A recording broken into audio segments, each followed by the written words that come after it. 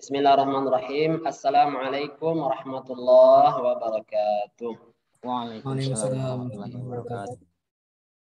Alhamdulillahi rabbil alamin alladzi hadana li hadza wa ma kunna linahtadiya laula an hadanallah. Nasyhadu an la ilaha illallah wahdahu la syarikalah wa nasyhadu anna Muhammadan abduhu wa rasuluhu la nabiyya ba'dah. Allahumma salli wa sallim ala habibina wa nabiyyina Muhammadin wa ala alihi wa sahbihi wa man ihtada bihadihi ila yaumiddin, amma ba'du. Ikhwati wa akhwati fillah rahimakumullah, para ikhwah dan akhwat, Bapak dan Ibu yang dirahmati Allah Subhanahu wa taala. Alhamdulillah kita kembali memuji Allah Subhanahu wa taala dan kembali memperbaharui rasa syukur kita kepada Allah Subhanahu wa taala yang masih melimpahkan dan memperbaharui limpahan nikmat-Nya kepada kita. Alhamdulillah pada sore hari ini Allah masih memperbaharui nikmat umur, nikmat kesempatan, Allah masih memperbaharui nikmat kesehatan, nikmat panca indera yang masih berfungsi. Alhamdulillah, buktinya kita bisa hadir di ruang virtual ini, ruang Zoom ini dalam rangka thalabul ilmi, menuntut ilmu. Nah, mudah-mudahan semua nikmat-nikmat yang masih Allah perbaharui untuk kita, ketika kita syukuri, Allah berkenan untuk menambahnya. La in syakartum la azidannakum, kata Allah Subhanahu wa taala. Kalau kita bersyukur pasti akan Allah tambah nikmat yang kita syukuri tersebut. Apalagi nikmat itu adalah nikmat yang berhubungan dengan akhirat kita, nikmat yang berhubungan dengan kehidupan kita yang sebenarnya nanti di akhirat setelah kita meninggal dunia.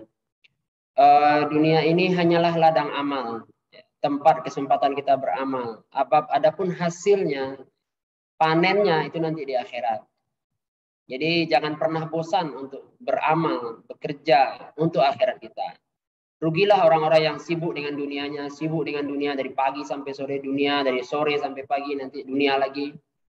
Kalau dari pagi sampai sore mungkin mencari dunia, dari sore sampai pagi menikmati dunia. Nanti hidupnya berputar-putar di dunia, setelah itu pasti dia akan meninggalkan dunia. Dan ketika dia tidak mempersiapkan atau tidak menanam amal yang baik di ladang amalnya ini di dunia untuk akhiratnya, maka dia tidak akan memetik apa-apa nanti di akhirat. Ketika dia tidak berusaha atau bekerja untuk akhiratnya, maka tidak akan ada hasil yang dia dapatkan nanti di akhirat. Justru yang kita khawatirkan adalah dosa-dosa dan kelalaian kita sebagai manusia, itu membuat kita di akhirat justru menanggung akibatnya. Sementara pahala amal kita yang seharusnya kita petik, kita dapatkan di akhirat, justru kita tidak menanamnya di dunia. Maka kita bersyukur kepada Allah atas nikmat-nikmat yang berhubungan dengan akhirat kita. Apa itu? Nikmat Islam, nikmat iman, nikmat amal soleh, juga nikmat menuntut ilmu seperti saat ini. Maka mari kita bersyukur kepada Allah Subhanahu wa taala. Mudah-mudahan semua nikmat yang kita syukuri, terutama nikmat akhirat, itu ditambah oleh Allah Subhanahu wa taala di waktu-waktu yang akan datang. Ikhwah yang dirahmati Allah Subhanahu wa taala, setelah kita bersyukur kepada Allah, kita berselawat kepada Rasulullah sallallahu alaihi wasallam. Allahumma shalli ala Muhammad wa ala ali Muhammad. Beliau sangat mencintai kita umatnya, mari kita balas cinta beliau dengan banyak menyebut dan mengingat beliau dalam selawat-selawat kita setiap hari. Mudah-mudahan di dunia ini kita mendapatkan 10 kali lipat keselamatan yang kita doakan untuk beliau. Karena Rasulullah SAW bersabda, Man shalla alaiya salatan, sallallahu alaihi biha asyra. Siapa yang berselawat kepadaku 1 kali, maka Allah akan berselawat kepadanya 10 kali. Kita doakan keselamatan untuk Nabi sekali, maka Allah memberikan kepada kita 10 kali keselamatan. Jadi sebenarnya yang membutuhkan selawat itu adalah kita. Sebagaimana yang membutuhkan syukur itu adalah kita. Allah tidak butuh syukur, Rasulullah juga tidak butuh selawat. Karena beliau sudah selamat. Ya, beliau tidak lagi membutuhkan doa apapun dari kita sebenarnya. Tetapi ketika kita berselawat, kitalah yang mendapatkan 10 keselamatan yang kita doakan. Kemudian di akhirat nanti mudah-mudahan kita berhak mendapatkan syafaat dari Rasulullah Sallallahu Alaihi Wasallam. Syafaat itu adalah permohonan Nabi kepada Allah Subhanahu Wa Taala agar orang yang diberikan syafaat itu diringankan, ya, diringankan sanksi atau hukuman yang mungkin dia berhak mendapatkannya. Maka harapan terakhir manusia di akhirat itu adalah syafaat. Karena di akhirat kita tidak bisa lagi bertaubat, tidak ada kesempatan lagi untuk beramal, tidak ada apa-apa yang kita punya untuk menebus kesalahan dan dosa kita. Maka masih ada harapan terakhir manusia, yaitu adanya syafaat, adanya permohonan kepada Allah Subhanahu wa taala, termasuk dari Rasulullah sallallahu alaihi wasallam ataupun dari orang-orang yang diberikan hak syafaat oleh Allah Subhanahu wa taala, termasuk dari amal-amal yang kita kerjakan yang bisa memberikan syafaat kepada kita di hari akhirat. Nah, itulah harapan terakhir kita. Maka perbanyaklah peluang-peluang syafaat itu. Syafaat kubra, syafaat terbesar adalah dari Rasulullah Sallallahu Alaihi Wasallam. Cara mendapatkannya, mari banyak berselawat. Syafaat yang lain dari manusia seperti orang yang mati syahid. Kalau ada keluarga kita yang mati syahid, maka dia berhak mendapatkan atau memberikan syafaat kepada 70 orang anggota keluarganya. Dia berhak nanti memohon kepada Allah dan Allah akan penuhi permohonannya bahwa 70 orang anggota keluarganya itu bisa diringankan oleh Allah Subhanahu wa taala di akhirat. Demikian juga orang yang hafiz Quran bisa memberikan syafaat kepada 10 orang anggota keluarganya. Kalau untuk amal, ada puasa. Siapa yang banyak berpuasa, insya Allah akan memberikan syafaat nanti pada hari kiamat. Puasa itu minta sama Allah, ya Allah, aku telah menahan dia dari makan dan minum dari pagi sampai sore atau sampai maghrib. Karena Engkau ya Allah dia berpuasa, maka berikanlah aku hak syafaat untuknya. Maka Allah berikan hak syafaat untuk puasa. Demikian juga membaca Al-Quran, tilawah Al-Quran. Kalau kita banyak baca Al-Quran, maka Al-Quran nanti akan memberikan syafaat kepada kita atau minta kepada Allah agar kita diringankan. Dan Allah pasti memberikan syafaat kepada puasa dan Al-Quran ini. Maka ikhwan dan akhwat yang dirahmati Allah SWT, perbanyaklah salawat kepada Rasulullah SAW agar kita mendapatkan syafaat nanti di akhirat. Baik, tema kita pada sore hari ini yang diamanahkan kepada Ana sebagai pemateri itu adalah tentang hadis Arba'in An-Nawawiyah. Sebelumnya sepertinya hadis yang kedua, tapi seperti setelah itu direvisi lagi, kita mulai dari hadis yang pertama. Mudah-mudahan kajian ini nanti bisa dilanjutkan oleh ustaz-ustaz yang lain yang insya Allah berkompeten dalam masalah ini. Dan kita berharap mudah-mudahan kajian hadis Arba'in ini bisa berlanjut dengan siapapun ya, dengan ustaz manapun insya Allah. Tapi yang jelas kajiannya bisa berlanjut sampai tamat, sampai khatam. Dan pemilihan kitab hadis Arba'in ini luar biasa. Jadi jazakallahu khairan kepada para panitia yang menggagas acara ini memilih hadisnya itu hadis Arba'in. Karena kitab-kitab hadis itu banyak ya, tetapi hadis yang sangat terkenal dan banyak ulama mensyarahkannya, menerangkannya itu adalah hadis Arba'in An-Nawawiyah. Luar biasa Imam An-Nawawi rahimahullah, beliau mengumpulkan hadis-hadis terbaik, jawami'ul kalimnya Rasulullah SAW. Yang dimaksud dengan jawami'ul kalim itu adalah hadis-hadis yang ringkas atau singkat lafaznya, tekstualnya, tetapi dalam maknanya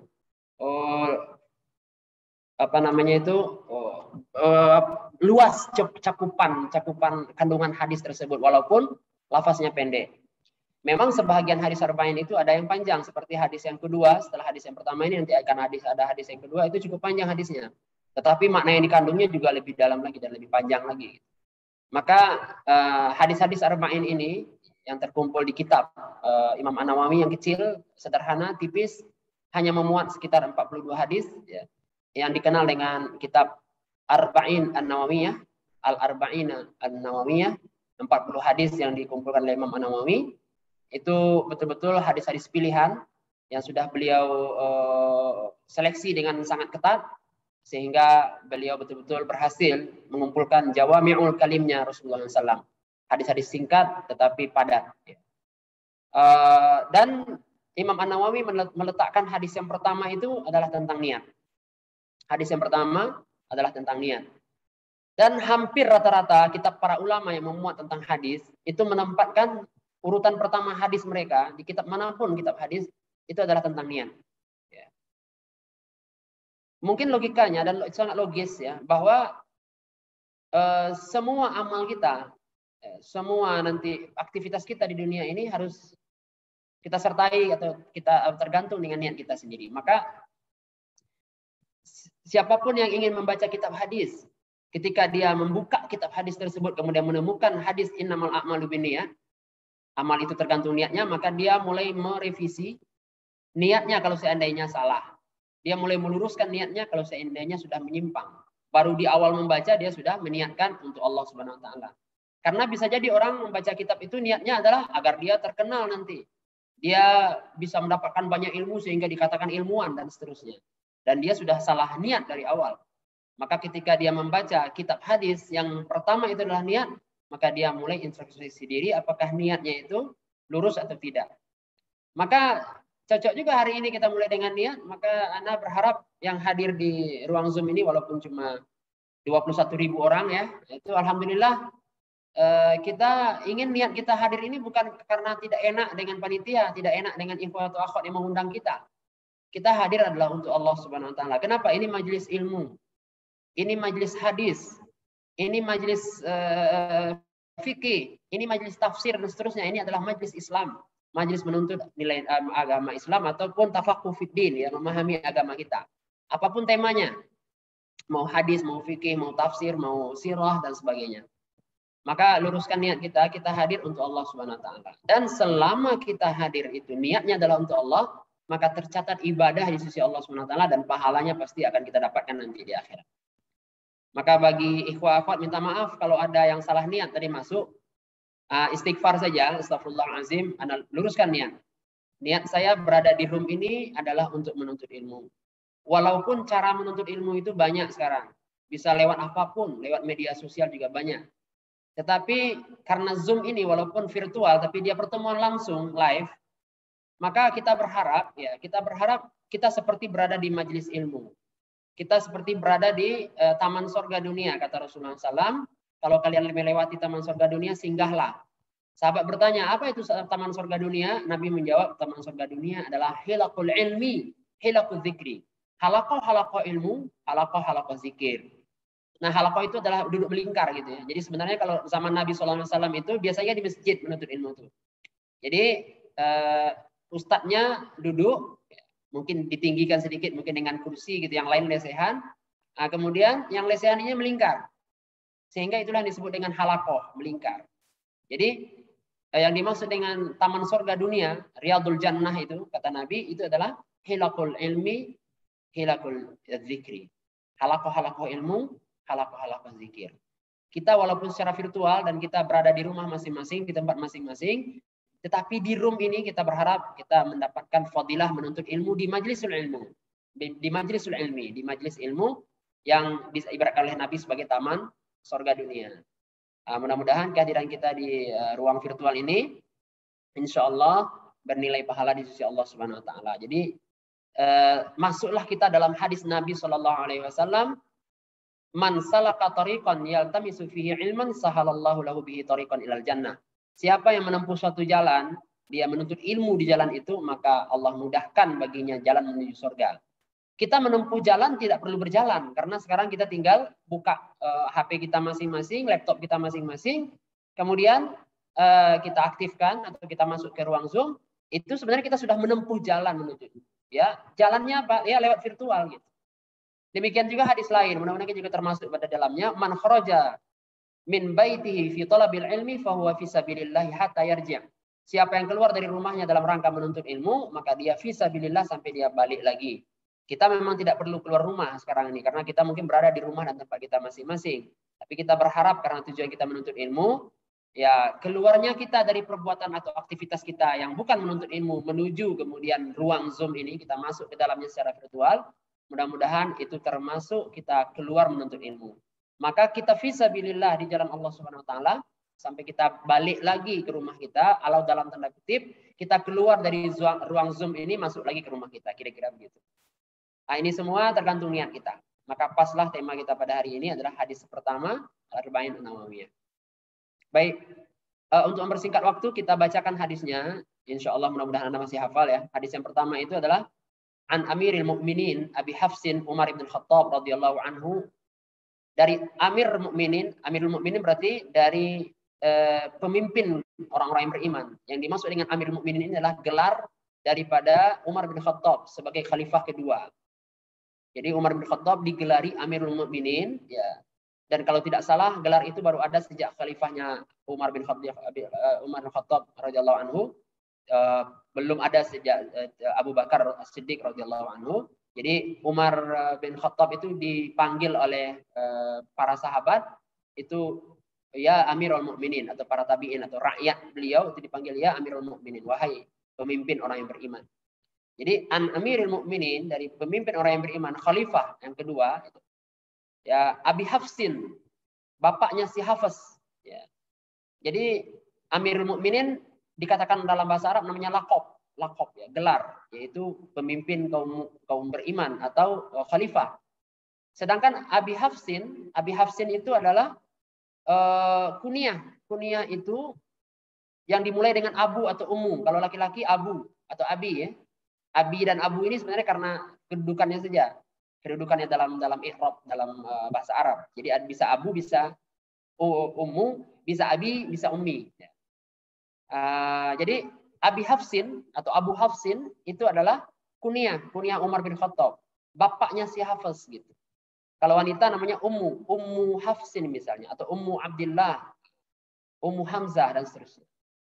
Itu artinya ibu. Kalau abu artinya bapak. Maka kunyah ini orang Arab sering pakai kunyah. Baik nama anaknya betul-betul itu atau dia tidak punya anak.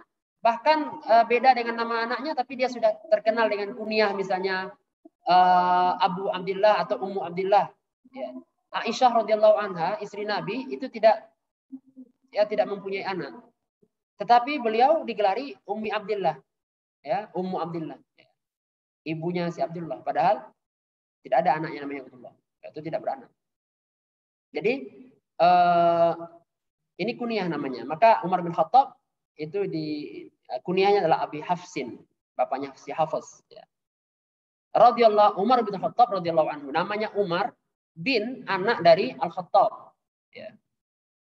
Jadi orang Arab itu namanya tidak pernah panjang sebenarnya. Namanya itu pendek-pendek aja.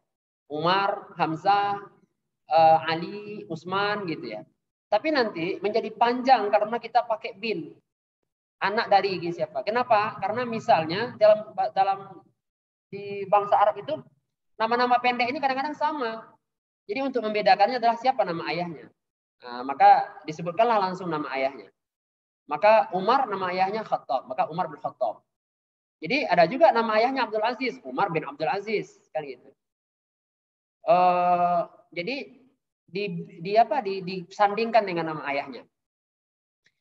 Kalau kita di Indonesia pergi ke Arab, kalau nama kita panjang, malah itu disangka nama kita adalah kosakata yang pertama, ya, atau katakanlah kata yang pertama. Nanti kata yang kedua itu dianggap nama ayah kita. Maka kalau ada kita 3 kata dalam nama kita, maka itu orang Arab menganggapnya kata yang pertama itu nama kita, kata yang kedua nanti nama bapak kita, kata yang ketiga nama kakek kita. Gitu. Nah, maka kalau kita mau umroh atau haji atau pergi ke Saudi Arabia tinggal di sana, walaupun untuk sementara waktu, kita mesti punya 3 kata nama. Kalau tidak, disuruhnya kita membuat 3 kata nama. Kenapa? Karena harus lengkap sampai ke kakek sebenarnya gitu. Maka anak dulu ke Madinah itu nama anak kan cuma Zul Adli saja. Zul Adli itu 1 kata dalam bahasa Arab. Zul Adli itu 1 kata. Maka ketika membuat paspor harus ada 3 kata nama. Karena orang Arab itu dia ingin lengkap. Ada nama ayah, nama kakek. Maka nama ayah anak Agustami. Maka Zul Adli Agustami, nama kakek Arifin. Zul Adli Agustami Arifin. Gitu. Tapi ada kawan yang namanya sudah panjang. Misalnya Muhammad Said Ramadan, ya udah Muhammad Said Ramadan itu nama dia, itu sudah cukup untuk paspor. Orang Arab menyangka namanya adalah Muhammad, nama ayahnya Said, nama kakeknya Ramadan. Nah jadi begitu kalau di Arab, jadi dia menyandingkan nama dengan nama bapak. Nah Umar namanya bapaknya Khattab. Radhiyallahu anhu, semoga Allah meridhoinya. Meridhoi siapa? Meridhoi Umar, tidak meridhoi bapaknya kafir.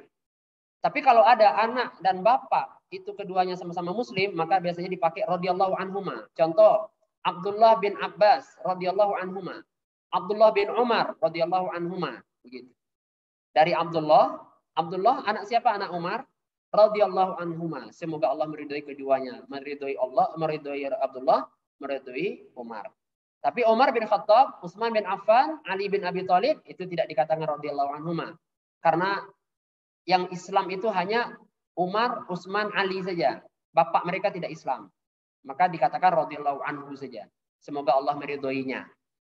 Jadi dari Amir Mukminin, dari khalifah, pemimpin orang yang beriman, Abi Hafsin, bapaknya Hafs, Umar bin Khattab, Umar anaknya Khattab, radhiyallahu anhu, semoga Allah meridhoinya, qala, dia berkata, sami'tu Rasulullah sallallahu alaihi wasallam yaqul, aku mendengar Rasulullah sallallahu alaihi wasallam bersabda. Jadi Umar langsung mendengar Rasulullah SAW bersabda. Apa sabda Nabi?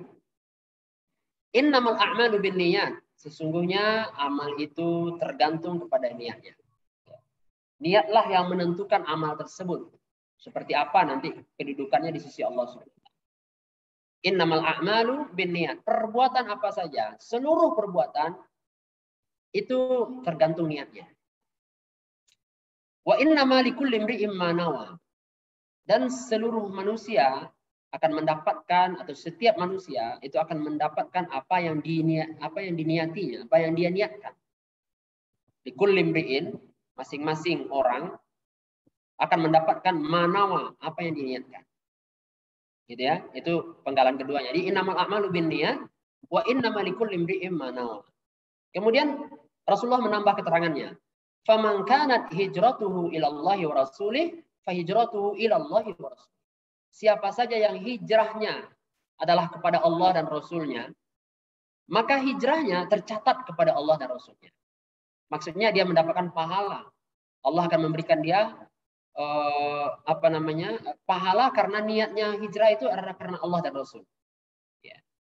Itu contoh kasus niat, yaitu masalah hijrah. Orang niat hijrah itu ternyata tidak semuanya karena Allah dan Rasul. Karena dalam hadis ini Allah mengatakan, Rasulullah SAW mengatakan, "Faman kanat hijratuhu ilallahi wa rasulih", siapa saja yang hijrahnya dari Mekah ke Madinah itu karena Allah dan Rasulnya, maka hijrahnya karena Allah dan Rasul. Wa man kanat hijratuhu lidunya yusibahu, lidunya yusibaha, aw imra'atin yankihuha, ya, fahijratuhu ila ma hajara ilaih. Tapi siapa saja yang hijrahnya karena dunia yang ingin dia dapatkan, atau wanita yang ingin dia nikahi, maka hijrahnya itu hanya akan mendapatkan apa yang dia niatkan. Fahijratuhu ila ma hajara ilaih. Hijrahnya itu hanya akan mendapatkan apa yang dia niatkan tadi hijrah kepadanya.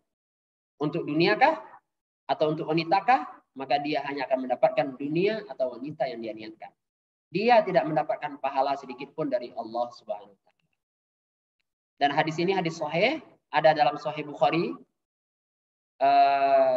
Tingkatan hadis sahih pertama tertinggi, dan ada kitab hadis kedua, kitab hadis yang sahih kedua, yaitu hadis sahih Imam Muslim. Jadi Imam Bukhari dan Imam Muslim meriwayatkan hadis ini dalam kitab sahih mereka. Dan kedua kitab sahih ini, ya Sahih Bukhari dan Sahih Muslim, sepakat ulama, sepakat umat menerima hadis-hadis yang ada di dua kitab ini. Tanpa ada pengecualian. Semua sepakat, semua hadisnya adalah sahih, berarti hadis itu betul-betul berasal dari Rasulullah Shallallahu Alaihi Wasallam. Inilah hadis pertama di kitab Hadis Arba'in An-Nawawiyah, yaitu hadis tentang niat. Kita ulangi, an Amirul Mukminin Abi Hafsin Umar bin Khattab radhiyallahu anhu qala sami'tu Rasulullah sallallahu alaihi wasallam yaqul innamal a'malu binniyat wa innamal likulli imri'in ma nawa faman kanat hijratuhu ila Allah wa rasulih fa hijratuhu ila Allah wa rasulih wa man kanat hijratuhu lidunya yusibuha aw imra'atin yankihuha fa hijratuhu ila ma hajara ilaih. Muttafaqun alaih. Disepakati oleh dua imam besar imam hadis yang mempunyai dua kitab sahih, yaitu Bukhari dan Muslim. Jadi kalau hadisnya itu sepakat antara Imam Bukhari dan Muslim, disebut hadis muttafaqun alaih, dan hadis muttafaqun alaih adalah hadis tertinggi periwayatan hadis. Hadis sahih tertinggi itu muttafaqun alaih. Yang kedua adalah rawahu Bukhari, yang ketiga adalah rawahu Muslim. Ya. Jadi hadis tertinggi adalah muttafaqun alaih. Sepakat Bukhari dan Muslim meriwayatkan hadis tersebut dalam kitab sahih mereka. Jadi hadis ini hadis terkenal, hadis yang sangat urgen, dan hadis menjadi pondasi kita dalam beramal dalam hidup ini, yaitu niat. Maka kita bahas beberapa hal yang berhubungan dengan hadis ini. Yang pertama tentunya niat itu apa? Niat itu apa? Dan apa fungsinya? Jadi yang namanya niat, itu sepakat ulama, niat itu adalah motivasi yang tempatnya itu di hati. Jadi niat itu di hati, jelas. Jadi kalau ada orang yang melafazkan niat, itu sebenarnya bukan niat. Itu lafaz niat. Jadi bisa jadi ada kesalahan pahaman dalam masalah mazhab Syafi'i. Yang kebetulan dari mazhab fikih yang 4 itu hanya mazhab Syafi'i saja yang kemudian menganjurkan atau mensunatkan, ya, hukumnya sunat, melafazkan niat dalam ibadah. Seperti usolli fardhu subhi misalnya, ya, rakaataini dan sebagainya. Nawaitu shauma ghadin an ada ifardhi syahr ramadana dan sebagainya. Meniatkan ibadah itu, melafazkan niatnya itu hanya di mazhab Syafi'i saja. Sedangkan 3 mazhab yang lain tidak menganjurkan melafazkan niat, malah ada yang melarang. Karena niat itu katanya di hati. Rasulullah tidak pernah melafazkannya, sahabat tidak pernah melafazkannya, maka tidak perlu dilafazkan. Tetapi Imam Syafi'i dengan ijtihad beliau mengatakan sunat dilafazkan untuk menguatkan yang di hati. Karena zaman beliau kayaknya banyak orang yang was-was. Dia ragu dia sudah berniat atau tidak, ya sudah berniat atau tidak. Maka solusi bagi orang yang was-was ini adalah lafazkan niat itu sehingga kuat yang di hati. Tapi niat di hati itulah tempatnya. Lidah hanya menguatkan saja. Jangan salah, Pak. Jangan salah ini nanti. Kalau dia berniat di lidah, di hatinya tidak, malah tidak sah ibadahnya. Dan ketika dia tidak melafazkan niat itu sah ibadahnya kalau dia berniat di hati. Dan tidak ada mazhab satupun yang mengatakan melafazkan niat wajib. Kemudian juga tidak ada mazhab satupun yang mengatakan kalau hanya di hati saja tidak sah. Ya, tidak ada. Sepakat ulama termasuk Imam Syafi'i meniatkan itu di hati, itulah yang sebenarnya niat ibadah di hati. Maka apa namanya itu? Yang penting niat itu kita pasang di hati kita masing-masing, mau kita lafazkan atau tidak itu hanya perbedaan fikhiyah saja, perbedaan mazhab saja, nggak ada masalah. Tapi jangan salahkan orang yang tidak melafazkan niat, atau justru menyalahkan orang yang melafazkan niat. Tidak ada hubungan niat dengan lafaz. Niat itu di hati. Jadi kalau ada rukun, niat adalah rukun semua ibadah. Rukun pertama semua ibadah itu niat. Atau syarat diterimanya ibadah adalah niat. Itu maksudnya adalah niat yang di hati. Bukan niat yang di lidah. Niat yang di hati. Lidah hanya menguatkan saja. Maka sepakat kita memahami bahwa niat itu di hati. Dan niat itu adalah motivasi kita beramal. Kenapa kita beramal? Nah, itu niat kita. Kalau kita sholat misalnya untuk dipuji orang, berarti niat kita dipuji orang, dan itu salah. Kenapa? Karena sepakat ulama untuk diterimanya ibadah, niatnya harus ikhlas. Ikhlas itu apa? Menyampingkan semua niat selain Allah. Niat kita hanya Allah saja. Tetapi ulama juga mengatakan bahwa niat untuk Allah ini, niat karena Allah ini, itu tidak rusak kalau kita meniatkan akhirat. Akhirat. Apa maksud akhirat? Kita niatnya masuk surga. Enggak apa-apa. Enggak rusak niat kita. Kita niatnya dapat pahala. Bagus. Enggak ada masalah. Kita niatnya terhindar dari neraka. Boleh. Tidak merusak niat. Jadi niat karena Allah itu tidak rusak kalau niat kita itu masih akhirat. Selamat dari neraka. Bisa menyeberang siratul mustaqim. Timbangan kebaikan kita menjadi berat. Kita mendapat pahala. Kita mendapat syafaat. Kita mendapatkan ini dan itu segala macam. Itu tidak merusak niat. Itu tetap niatnya karena Allah Subhanahu wa taala. Yang merusak niat adalah dunia. Dunia merusak niat. Kita ingin dipuji orang, ingin dikatakan begini, katakan begitu, atau kita takut dihukum, kita takut dicaci, kita mengerjakan sesuatu karena takut hukuman. Nah, itu enggak bisa. Itu merusak niat. Tapi kalau niat kita adalah akhirat, tidak merusak niat kita. Nah, itu pengertian niat. Dan dia motivasi. Kemudian niat itu mempunyai fungsi. Apa fungsinya? Ulama mengatakan niat itu mempunyai 2 fungsi. Yang pertama adalah membedakan antara adat dan ibadat. Ya. Membedakan antara ibadah, antara adat, kebiasaan dengan ibadah. Ya. Dengan ibadah. Karena apa dibedakan? Karena perbuatannya sama, tetapi niatnya lah yang membedakan. Contoh, mandi. Mandi itu, ya biasa kita mandi ya. Kita siram tubuh kita siram dari kepala sampai kaki, semua basah, itu mandi. Nah, mandi itu kebiasaan. Orang mandi 2 kali sehari, 3 kali sehari, minimal sekali sehari. Ya. Jadi mandi itu kebiasaan. Tetapi dalam Islam ada mandi wajib, ada mandi sunat. Yang juga caranya sama, membasahkan seluruh tubuh. Jadi apa yang membedakan ini mandi wajib atau mandi sunat atau mandi kebiasaan? Ini mandi ibadah atau mandi kebiasaan. Maka itulah niat. Niat membedakan kebiasaan dengan ibadah. Jadi kalau kita sudah niatkan sesuatu itu ibadah, maka dia tidak lagi kebiasaan, tapi jadi ibadah. Jadi ibadah. Itu fungsi pertama. Membedakan antara adah wal ibadah. Antara bainal adah wal ibadah. Adat, kebiasaan dengan ibadah. Yang kedua, membedakan ibadah yang satu dengan ibadah yang lain. Membedakan antara ibadah yang satu dengan ibadah yang lain. Mandi tadi misalnya. Sama-sama mandi. Dan sama-sama ibadah. Tetapi satu meniatkannya mandi wajib. Maka bebaslah dia dari hadas besar. Satu meniatkannya mandi sunat. Mungkin untuk sholat Jumat. Mungkin untuk umroh, untuk tawaf, dan sebagainya. Itu namanya mandi sunat. Untuk pergi sholat Idul Fitri, Idul Adha. Itu namanya mandi sunat.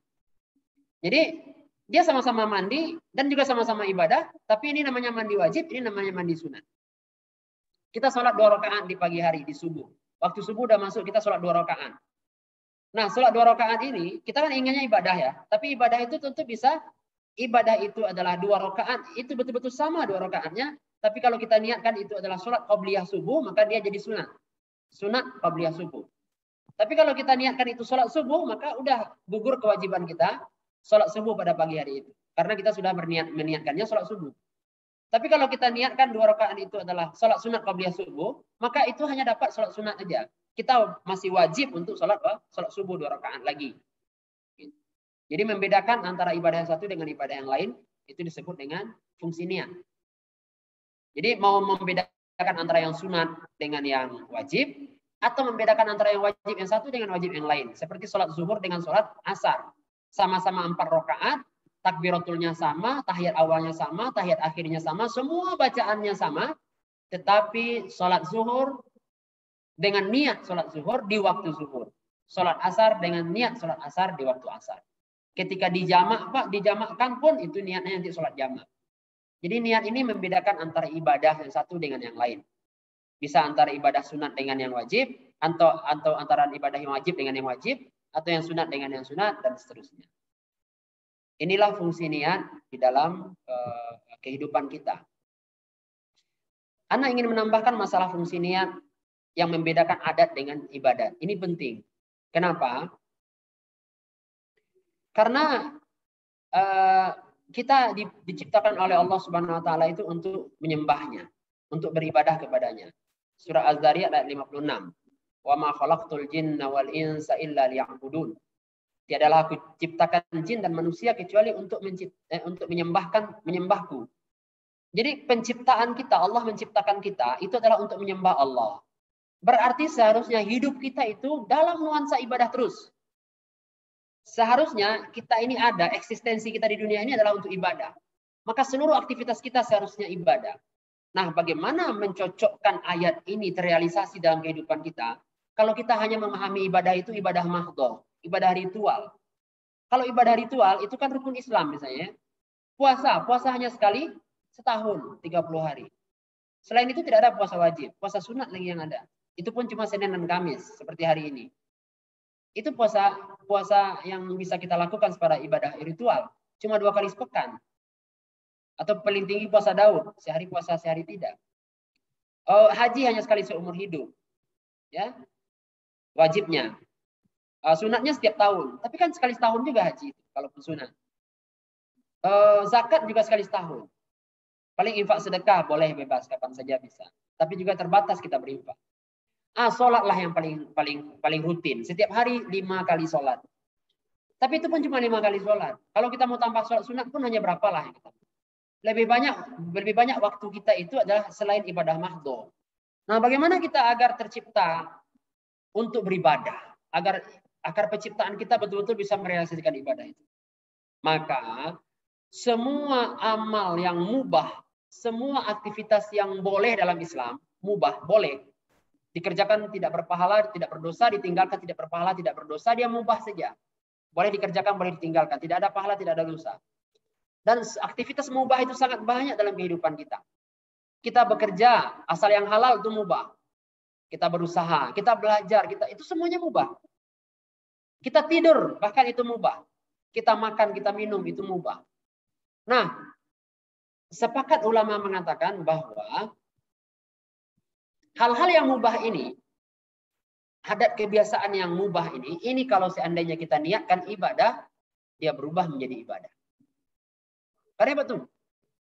Yang mubah bisa jadi ibadah kalau diniatkan ibadah. Maka Ana mengajak diri Ana pribadi kita semuanya, mari kita isi hari-hari kita itu dengan amal-amal yang kita niatkan ibadah. Tidur pun bisa ibadah, bisa. Para ulama mengatakan, ulama salaf mengatakan, ini la ahtasibu naumati kama ahtasibu qaumati. Sesungguhnya aku meniatkan ibadah untuk tidurku sebagaimana aku meniatkan ibadah untuk sholat malamku. Jadi ulama itu sholat malam pastilah berniat ibadah. Tapi tidurnya pun sebelum sholat malam itu juga niatnya ibadah. Sehingga ketika dia tidur mengalir pahalanya. Nah, kita meniatkan ibadah nggak tidur. Kadang-kadang banyak lupa. Bagaimana cara niatkan? Sederhana aja. Niatkan aja, ya Allah, aku tidur ya Allah untuk istirahat agar aku bisa nanti bangun beribadah kepada Engkau.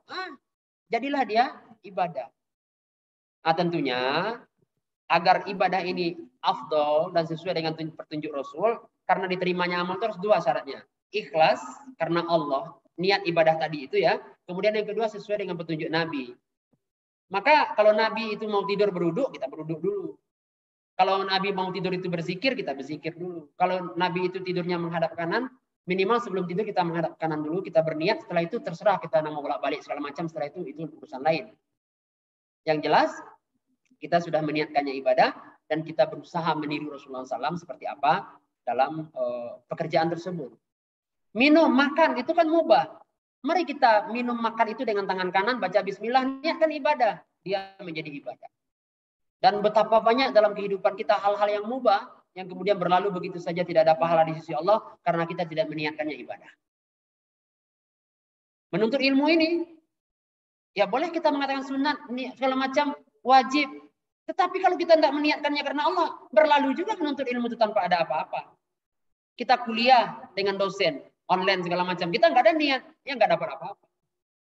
Sedangkan ibadah mahdhah saja, sholat subuh, sholat zuhur, sholat asar. Kalau kita tidak meniatkan apa-apa, nggak dapat pahala kan? Apalagi dia bukan ibadah mahdhah. Kalau nggak niat dan niat apa-apa, ya nggak dapat apa-apa.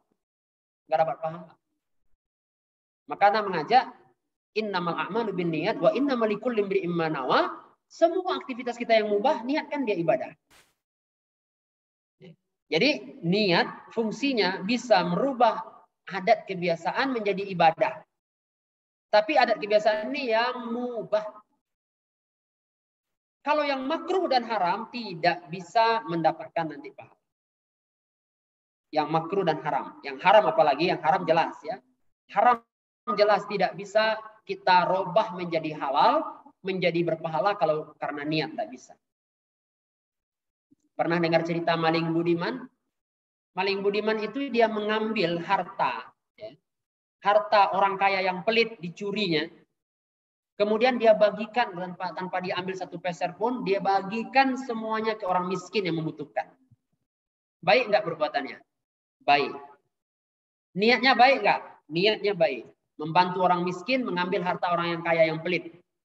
Yang tamak, yang kikir.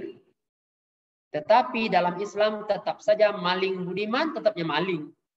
Maling berdosa, haram. Maka niat dia membantu fakir miskin, niat dia begini begitu, dia tidak mengambil, dia hanya itu niat tidak merubah hakikat dia mencuri. Dia tetap mencuri. Gitu ya. Minuman keras juga begitu. Niatnya itu adalah untuk menenangkan pikiran dan sebagainya. Enggak. Tetap saja niat yang niat yang baik tidak membuat pekerjaan yang haram menjadi baik. Tapi sebaliknya, ya, niat yang buruk bisa merubah pekerjaan baik menjadi buruk. Ya contohnya sholat. Sholat itu sangat baik, berpahala. Tetapi ketika niatnya buruk, apa niat buruk? Tidak ikhlas karena Allah. Ingin dipuji, ingin disanjung, ingin mendapatkan dunia. Maka pekerjaan sholat itu jadi buruk baginya nanti di akhirat. Gak dapat pahala, malah dapat dosa. Dan itu ada dalam hadis sahih. Rasulullah SAW bersabda, 3 golongan yang neraka nyalakan untuk mereka pertama kali. Jadi yang pertama kali masuk neraka itu adalah 3 golongan ini. Siapa mereka? Mereka adalah orang yang membaca Al-Quran, menuntut ilmu, tetapi hanya ingin dikatakan alim atau qori atau qori'ah, alim, alimah. Yang kedua, orang yang berdermawan, dia berinfak, berderma, bersedekah kemana-mana, tapi hanya ingin dikatakan dermawan. Yang ketiga, orang yang berjihad di jalan Allah, mati syahid di jalan Allah, tapi hanya ingin dikatakan pahlawan. Maka ketiga orang ini justru di akhirat dengan amal yang luar biasa itu, menghafal Quran, menuntut ilmu, jadi ulama, kemudian berderma, bersedekah, berinfak miliaran barangkali, kemudian mati syahid di jalan Allah, luar biasa itu pahalanya. Tapi karena niatnya bukan karena Allah, semuanya menjadi buruk dan menyebabkan dia masuk neraka pertama kali. Ditanya sama Allah, kenapa kamu berjihad? Atau kenapa kamu menuntut ilmu? Kenapa kamu baca Quran? Kenapa kamu berderma? Mengatakan, karena engkau ya Allah. Allah mengatakan, kamu dusta, kamu bohong. Kamu menuntut ilmu akan dikatakan ilmuwan atau ahli ulama. Kamu membaca Quran karena dikatakan qori. Kamu berderma ingin dikatakan dermawan. Kamu mati di jalan Allah. Mati dalam perang karena ingin dikatakan pahlawan. Dan semua gelar itu telah kamu dapatkan di dunia. Di akhirat kamu tidak dapat apa-apa. Maka masuk neraka. Masuk neraka mereka. Niat yang buruk menyebabkan amal yang baik menjadi buruk. Tapi niat yang baik tidak bisa menyebabkan amal yang buruk menjadi baik.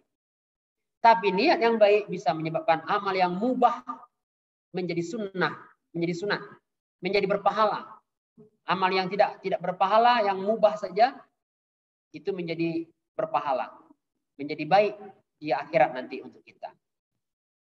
Nah, jadi ini fungsi niat dalam kehidupan kita. Maka mari banyak-banyaklah kita untuk memasang niat agar aktivitas kita itu nanti berguna di akhirat. Jadi kita menanam di dunia ini, sebenarnya kita sudah bekerja juga, kita sudah menanam juga.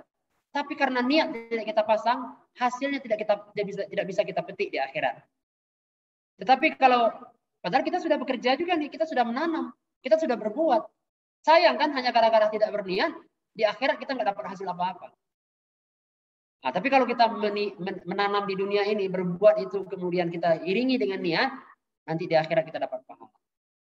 Rugi enggak orang-orang yang tidak berniat? Maka pasanglah niat untuk segala aktivitas positif kita. Tapi masalahnya adalah kita manusia, sering lalai, yang dilalaikan oleh setan. Maka banyak-banyaklah zikir, banyak-banyaklah ingat kepada Allah, agar kemudian Allah juga mengingatkan kita untuk masang niat. Dan itu semua adalah masalah hati. Dan hati kita di tangan Allah, di antara dua jari Allah Subhanahu wa taala, yang Allah bolak-balikkan sekehendak Allah Subhanahu wa taala. Maka ikhwan dan akhwat yang dirahmati Allah Subhanahu wa taala, inilah urgensi niat, innamal a'malu binniyat wa innamal likulli imri'in ma nawa. Adapun faman kana hijratuhu ila Allah wa rasuli fa hijratuhu ila Allah wa rasuli, dan seterusnya sampai imra'atin yankihuha, itu adalah contoh aplikatif masalah niat. Dan Rasulullah SAW mencontohkannya itu adalah ibadah besar, yaitu hijrah. Hijrah ini ibadah besar, ibadah yang pahalanya luar biasa.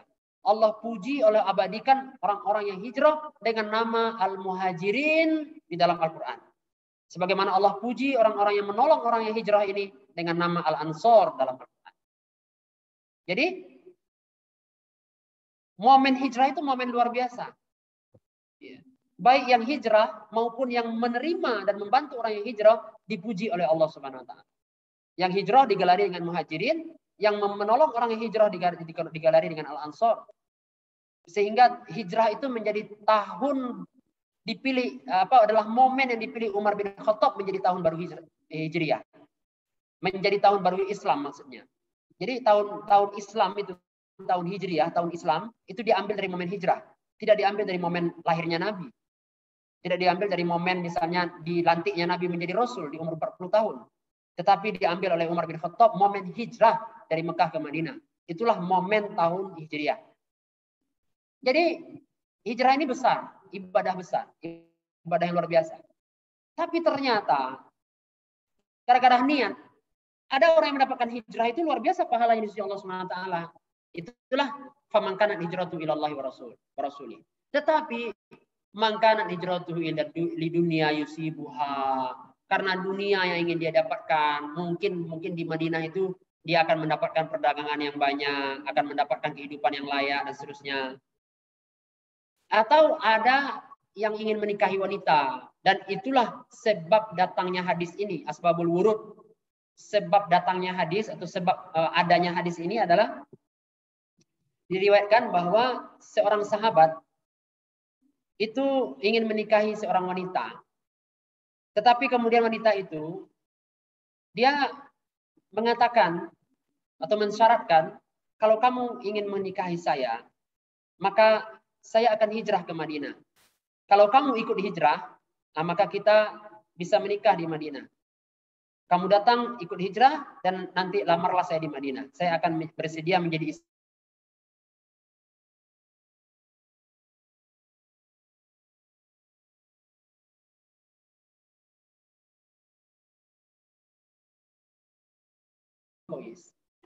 Ummu Qais ini mensyaratkan itu kepada laki-laki tadi.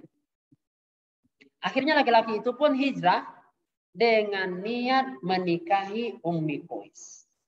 Dan niatnya tercapai. Di Madinah dia menikahi Ummi Qais.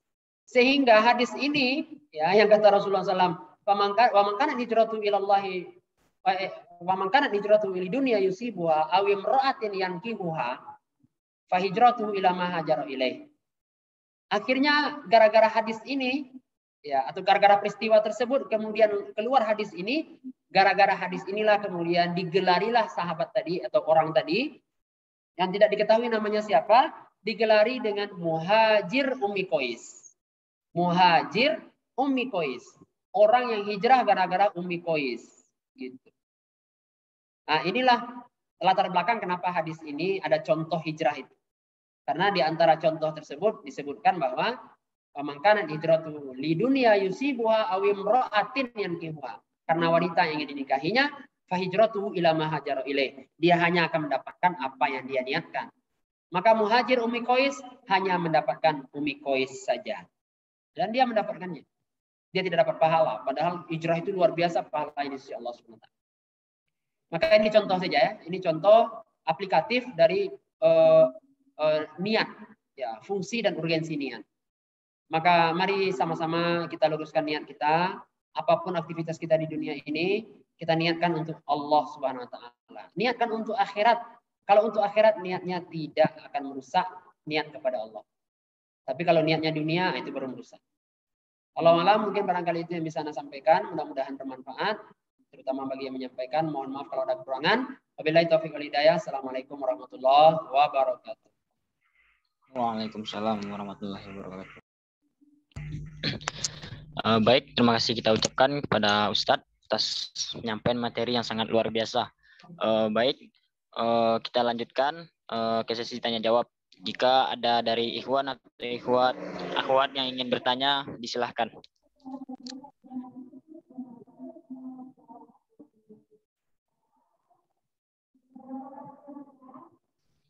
Izin bertanya, moderator. Baik, silakan Bang. Baik. Bismillahirrahmanirrahim. Assalamualaikum warahmatullahi wabarakatuh. Ustadz dan jamaah kajian kurma ya. Ya, perkenalkan nama Muhammad Nur, mahasiswa UNAN. Izin bertanya Ustadz. Nah, tadi kan berbicara niat itu motivasi dari hati. Dan juga pertanyaannya, kalau misal sadar sudah salah niat dari awal, dan juga seringkali motivasi yang muncul itu untuk beribadah adalah karena hal yang bersifat duniawi. Apakah hal tersebut termasuk ada yang salah dalam diri seseorang tersebut, Ustadz? Lalu apa yang harus dilakukan, Ustadz? Mohon pencerahannya, Ustadz, dikembalikan ke moderator. Oke, baik. Terima kasih atas pertanyaannya.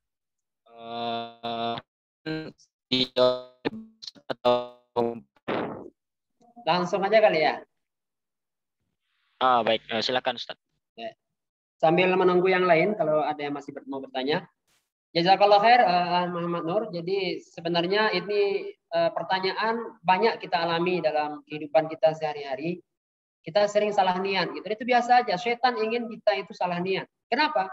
Kalau kita salah niat, wah, setan tuh beruntung dia. Karena kita capek-capek mau beribadah, mau apa gitu ya. Tidak ada nilainya di sisi Allah. Berarti kalau tidak ada nilainya, sementara maksiat, kesalahan, kelalaian sebagai manusia, kita pasti kita lakukan. Tidak bisa tidak. Kita bukan maksum. Maka nanti di akhirat ditimbanglah amal kita yang baik dan yang buruk ya. Ternyata nggak ada amal baik kita. Kenapa? Niat kita rusak terus. Tentu yang ada adalah timbangan keburukan yang berat. Masuk neraka lah kita bersama setan. Maka setan pasti akan melalaikan kita dari niat.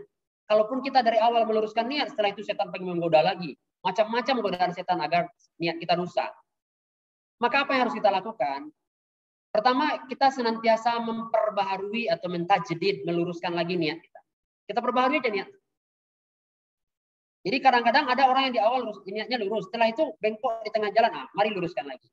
Di awal udah bengkok, tapi begitu dia sadar, dia luruskan lagi. Jadi memang kita dalam kehidupan harus sering melihat lagi niat kita, introspeksi lagi niat kita.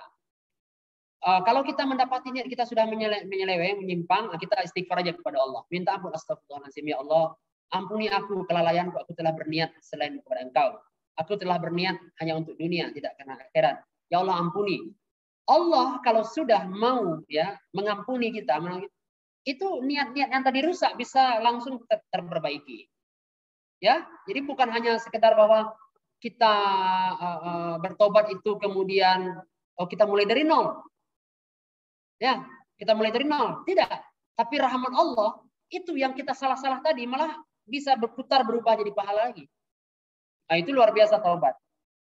Maka setan pasti akan melalaikan kita dari taubat dan istighfar ini. Maka mari kita perbanyak istighfar dan taubat kepada Allah kalau niat kita bermasalah. Jadi sering-seringlah introspeksi diri, kemudian kita bertobat istighfar kalau niat kita salah, dan kita luruskan niat, luruskan lagi niat. Mirip-mirip dengan khusyuk dalam sholat lah. Kalau sholat itu kan kadang-kadang awalnya itu khusyuk, tapi setelah itu perjalanan setan mengingatkan ini, kan gitu. Sehingga kita tentu ingin kita dari awal takbiratul ihram sampai salam itu kita tidak khusyuk. Kalau tidak khusyuk sama sekali, tidak ada pahala sama sekali. Walaupun niat kita ikhlas. Tapi tidak khusyuk, tidak berpahala. Maka setan juga menggoda kita agar tidak khusyuk. Maka kalau kita khusyuknya di awal, kemudian di tengah kita tidak khusyuk, kita kembali lagi khusyuk. Nanti digoda lagi, kembali lagi, goda lagi, kembali. Itulah kehidupan kita di dunia. Digoda terus oleh setan. Maka yang paling berat itu adalah istiqomah. Istiqomah itu adalah tetap berada di jalan yang lurus. Berat. Tapi bukan mustahil, karena maksudnya gini, ketika kita tergoda, maka istiqomah itu adalah bukan, kalau kita manusia tidak mungkin kita tidak tergoda ya. Tapi istiqomah itu adalah bagaimana agar kita begitu tergoda sebentar saja kita langsung balik lagi sehingga tetap berada di jalan yang lurus. Menyimpang sedikit balik lagi, menyimpang sedikit balik lagi. Tapi kalau orang-orang yang tidak istiqomah ya, itu dia menyimpang lah jauh. Ikuti setan. Nanti ujung jalan yang menyimpang yang banyak itu, pertama di sisi simpang-simpang itu ada setan kata Nabi. Ya, jalan yang lurus ini ujungnya surga. Ya, jalan yang menyimpang yang banyak itu semuanya ujungnya neraka. Dan setiap simpang itu ada setan yang menggoda. Sini yuk, sini yuk, sini yuk. Itu. Maka hati-hati aja. Maka yang banyak menjadi penduduk neraka itu kata Allah Subhanahu wa taala adalah ulaika humul ghafilun. Mereka adalah orang-orang yang lalai. Lalai dari mengintrospeksi diri tentang niat, lalai dari memasang niat kepada amal-amal yang mubah, lalai dari mengingat Allah, lalai dari ibadah. Akhirnya apa? Bermaksiat, masuk neraka. Lalai lawannya adalah zikir. Maka banyaklah zikir. Banyak mengingat Allah Subhanahu wa taala. Dan adanya majelis-majelis seperti ini kan agar kita selalu diingatkan. Ya, fadzakir fa innal dzikra tanfa'ul mu'minin. Ini tazkirah, peringatan agar kita ingat. Maka majelis zikir itu adalah majelis untuk kita diingatkan. Jadi majelis ilmu, majelis zikir itu taman surga dunia. Maka sering-seringlah singgah di situ kata Nabi agar kita senantiasa diingatkan. Tapi setan pasti nggak suka kita ada di sini ya. Ini minta maaf. Sekarang alhamdulillah 25 orang. Belum tentu misalnya minggu depan masih segitu. Atau belum tentu ya banyaklah yang menggoda kita agar kita kemudian tidak berada di majelis zikir, tidak belajar di majelis ilmu. Allahu a'lam.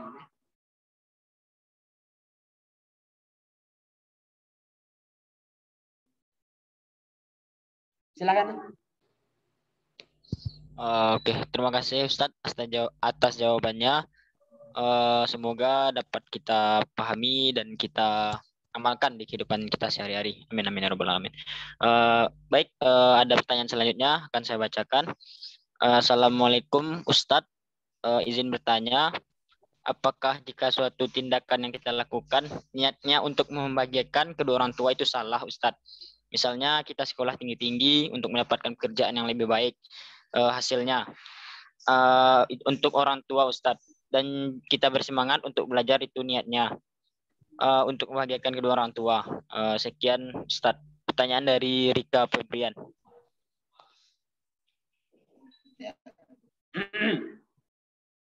Jazakallah khair. Waalaikumsalam warahmatullahi wabarakatuh. Pada yang bertanya, pertanyaannya Masya Allah bagus. Ini apakah merusak niat kalau seandainya kita meniatkan, kalau tadi anak akan mengatakan akhirat ya, intinya itu akhirat. Kalau kita meniatkan membahagiakan orang tua, anak sekarang bertanya, niat membahagiakan orang tua itu untuk apa? Untuk akhirat kah atau untuk dunia? Itu aja. Paham ya? Paham ya? Niat membahagiakan orang tua itu untuk akhirat atau untuk dunia? Sekarang kita, ya Ustadz, anak ingin berbakti kepada orang tua. Berbakti kepada orang tua itu berpahala nanti kita mendapatkan di akhirat. Maka itu niatnya niat akhirat. Jadi tidak merusak niat itu karena Allah. Bisa dipahami ya? Tapi kalau niatnya itu, maaf ini, dia membagikan orang, tapi untuk dunia aja. Untuk dunia. Dia ingin dipuji oleh orang tuanya, senang di dunia, segala macam. Dunia. Salah dunia. Nggak boleh. Bisa kita pahami. Dan cara yang paling afdol berbakti kepada orang tua adalah usahakan kita dan orang tua masuk surga. Bukan hanya membahagiakan orang tua di dunia. Dunia ini sebentar. Maaf, kita membahagiakan orang tua, misalnya kita dapat pekerjaan banyak, pekerjaan yang menghasilkan uang banyak, kemudian kita hidup di dunia ini bisa membahagiakan orang tua, tapi orang tua tidak sholat, kita biarkan aja, itu tidak berbakti. Orang tua tidak bisa baca Quran, kita biarkan aja, itu tidak berbakti. Orang tua melakukan dosa-dosa besar, kita biarkan saja. Kemudian malah kita kasih fasilitas dunia. Itu tidak berbakti. Itu dunia niatnya. Bukan akhirat. Nah, jadi tolong diapakan lagi, pikirkan lagi, itu niat membahagiakan orang tua itu untuk dunia atau akhirat. Kalau niat untuk membahagiakan orang tua untuk akhirat, dunia itu tidak merusak. Tapi niat membahagiakan orang tua hanya sekedar dunia saja, ya, maksudnya adalah, ya Ustadz, nanti anak kan kita kan ingin membahagiakan orang tua, berbakti kepada orang tua perintah Allah dan berpahala. Maka salah satu cara anak untuk membahagiakan orang tua, ya Ustadz, adalah anak kuliah dengan baik, anak menjadi orang yang berbakti, berpahala di akhirat karena anak berbakti kepada orang tua. Itu tidak merusak. Paham ya? Anda rasa insya Allah jelas jawaban. Jadi tergantung bagaimana niat kita berbakti kepada orang tua itu, haruslah niat berbakti untuk akhirat. Bukan di dunia. Bukan untuk dunia kita. Gitu ya. Tapi untuk ridho Allah. Ridhollahu fi ridhol walidaini. Ridho Allah itu adalah ya karena ridho orang tua. Tapi akan dibuktikan dengan kita melihat orang tua kita itu, kalau kita betul-betul ingin berbakti kepadanya, bahagia nanti di akhirat bersama-sama, maka pastikan bahwa orang tua kita tidak melakukan dosa-dosa besar yang kemudian kita biarkan. Ya gitu ya. Nah, itu tanda, itu ciri bahwa dia memang ingin berbakti kepada orang tuanya, itu inginnya adalah ridho Allah Subhanahu wa taala. Nah, itu kira-kira. Allah alam. Baik, terima kasih Ustadz atas jawabannya. Semoga bisa dapat dipahami untuk kita bersama. Baik, masih ada pertanyaan. Assalamualaikum, saya Suri Maulida dari Aceh. Ingin bertanya Ustadz, mengapa niat karena dunia itu salah? Dan apakah orang yang meniatkan sesuatu hal karena Allah sudah pasti mendapatkan pahala? bagaimana hukumannya berniat untuk memperoleh kebaikan namun tidak berniat karena Allah? Syukron. Bagaimana cara berniat yang benar, Ustaz? Mungkin itu, Ustaz. Waalaikumsalam warahmatullahi wabarakatuh. Jazakallahu khair pada yang bertanya tentang kenapa mesti akhirat. Ya, itulah yang dimaksud dengan iman. Ya, iman. Ana mohon maaf. Kalau kita bicara kebaikan, dan kebaikan itu ada yang universal. Universal itu maksudnya apa? Semua orang mengakui itu sebuah kebaikan. Dan dalam Islam pasti kebaikan universal itu pasti juga kebaikan. Orang-orang kafir, orang-orang yang tidak beriman, orang-orang kafir, itu mungkin ada yang lebih baik dari kita. Lebih baik, dia suka membantu orang, suka menolong orang, dia Masya Allah, baiklah pokoknya gitu. Ada nggak dalam kehidupan kita di dunia, kita mendapatkan orang-orang kafir itu baik? Iya, ada. Malah ada yang membantu orang Islam juga, orang kafir. Membantu saudara-saudara kita di Palestina dia. Membantu dan macam-macam, ya kan? Tapi dia kafir. Sekarang anak tanya, pernah kan kita membaca atau mendengar sejarah Abi Thalib? Abu Thalib itu paman Nabi, orang yang kafir yang sangat baik, membela Nabi, membela dakwah, membela Islam. Tapi beliau tidak beriman. Sekarang pertanyaannya, Abu Thalib itu masuk neraka atau masuk surga? Siapa yang tahu? Abu Thalib paman Nabi masuk neraka atau masuk surga? Masuk neraka, Pak Ustaz. Ya, betul. Masuk neraka. Dan ada hadisnya. Apa yang salah dari Abu Thalib? Dia baik. Niatnya baik. Membela dakwah, membela Islam, bawa Rasul. Kenapa tidak dapat pahala malah masuk neraka? Iman kan? Iman. Jadi niat itu, kalau orang beriman, niat itu harus karena Allah. Karena akhirat, bukan karena dunia. Jadi sebaik apapun niat kita untuk dunia, sebaik apapun kita bekerja untuk dunia, kalau niat kita bukan karena Allah, tidak ingin mencari pahala dari Allah, lupa dan lalai dari akhirat, percuma kita mengerjakan apapun kebaikan di dunia. Tetapi Allah Maha Adil. Allah Maha Adil. Allah tidak menzalimi hambanya. Jadi siapapun yang berbuat baik untuk dunia, Allah balas di dunia. Maka orang-orang kafir itu kadang-kadang lebih kaya dari kita. Kadang-kadang dia lebih apa namanya tuh, mendapatkan dunia lebih banyak dari kita. Karena kebaikan-kebaikannya Allah balas di dunia. Bisa kita pahami ya? Jadi orang kafir itu mungkin dapat di dunia lebih banyak dari kita, tapi ingat mereka tidak dapat apa-apa di akhirat. Kenapa? Mereka tidak beriman. Jadi kalau orang yang beriman pasti motivasinya adalah Allah dan akhirat. Jadi Ustadz, salahkah kita kemudian meniatkan kebaikan untuk dunia, misalnya kebaikan kita untuk menolong orang, untuk itu?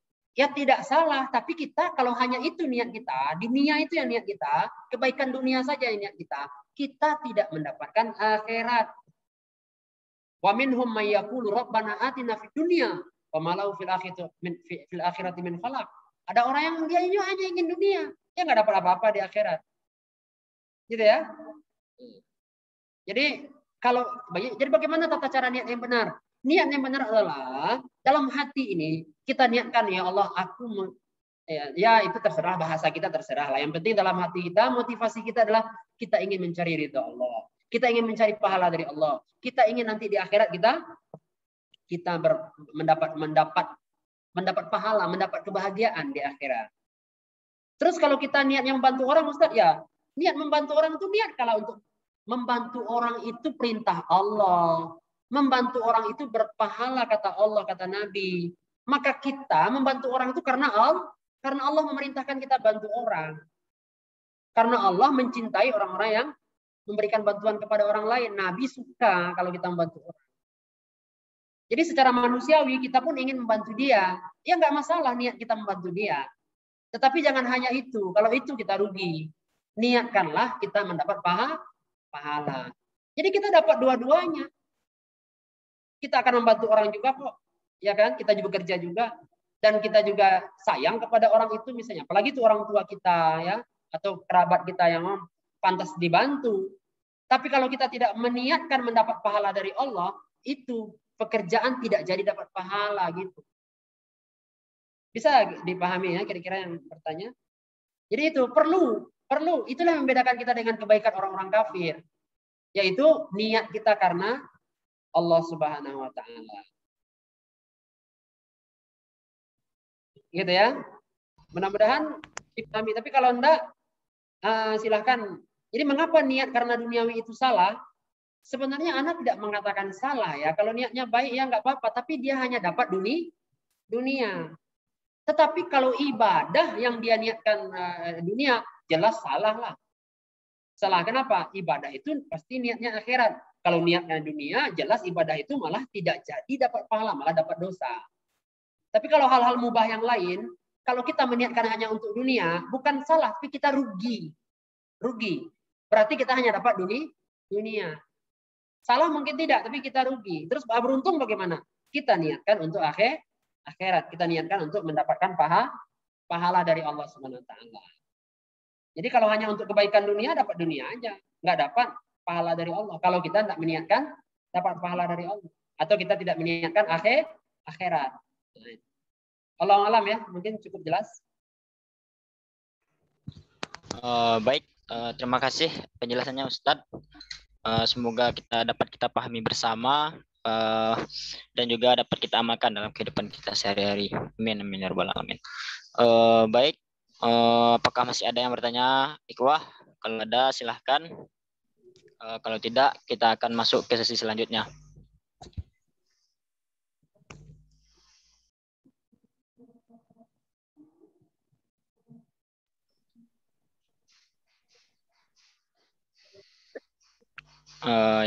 Sepertinya sudah cukup. Kita akan masuk ke sesi selanjutnya, yaitu closing statement oleh Ustadz. Kepada Ustadz, disilahkan. Ikhwan dan akhwat yang dirahmati Allah Subhanahu wa taala, kita dalam kehidupan ini pasti diuji oleh Allah Subhanahu wa taala dengan berbagai macam berbagai macam ujian lah. Dan ujian itu membutuhkan kesabaran kita. Nah, kesabaran itu bagi orang-orang yang beriman ya, itu insya Allah bisa dia lakukan. Ada kesabaran di atas ketaatan, kesabaran dari kemaksiatan, kesabaran kalau kita ditimpa musibah. Jadi ada 3 jenis sabar. Nah, hubungannya dengan niat, Anda hanya ingin menekankan karena kehidupan kita itu pasti akan selalu diuji dengan 3 bentuk kesabaran ini. Maka niat itulah yang kemudian membuat kita atau memotivasi kita sebagai orang yang beriman, kita lulus dari ujian-ujian itu. Kita lulus dengan apa? Dengan niat karena Allah Subhanahu wa taala. Jadi kalau kita misalnya sholat dan Allah uji kita dengan perintah sholat, maka niatkan ikhlas karena Allah ingin dapat pahala. Niat itu, ikhlas itu yang menjadi energi kita. Energi kita kemudian kita bisa nanti istiqomah sholat lagi. Yakinlah kalau niat kita menyimpang hanya karena ingin pujian segala macam. Nah, kalau sudah tidak ada lagi orang yang memuji atau ketika kita mau ke tempat sesuatu nggak ada orang yang ingin kita dipuji, kita memuji kita di situ, maka kita berubahlah motivasi amal kita. Jadi kita beramal gara-gara itu dan itu merusak amal kita sendiri. Jadi memang niat ini energi kita untuk ikhlas itu ya. Ikhlas itu energi kita untuk taat. Demikian juga energi kita untuk terhindar dari maksiat. Itu keikhlasan itu. Dan juga keikhlasan akan energi kita nanti kalau kita dapat musibah apapun. Termasuk corona yang tidak habis-habis ini segala macam. Ini kita niatkan saja. Ini musibah dari Allah Subhanahu wa taala menguji saya. Kalau saya niat, saya ikhlas karena Allah Subhanahu wa taala menerima musibah ini, maka insya Allah pahala itu juga di akhirat besar. Maka mendapat musibah pun kita di dunia, kalau niat kita itu ikhlas karena Allah menerima musibah itu, maka dia berubah musibah itu menjadi kebaikan di sisi Allah Subhanahu wa taala. Kira-kira paham tidak kita sekarang itu bagaimana urgensi niat itu sangat penting dalam kehidupan kita. Maka mari Ana mengajak diri Ana pribadi kita semuanya, ayo mari selalu kita pasang niat yang baik, niat karena Allah, niat akhirat dalam aktivitas kita sehari-hari. Wabillahi taufiq wal hidayah. Assalamualaikum warahmatullahi wabarakatuh. Waalaikumsalam warahmatullahi wabarakatuh. Baik, tidak terasa kita sudah berada di penghujung acara. Terima kasih kita ucapkan kepada Ustadz atas pembelajaran yang sangat berharga yang kita dapatkan pada sore hari ini. Mungkin itu saja kegiatan kurma kita. Kita akhiri dengan pembacaan alhamdulillahirabbil alamin, dan kita sempurnakan dengan doa karafatul majelis.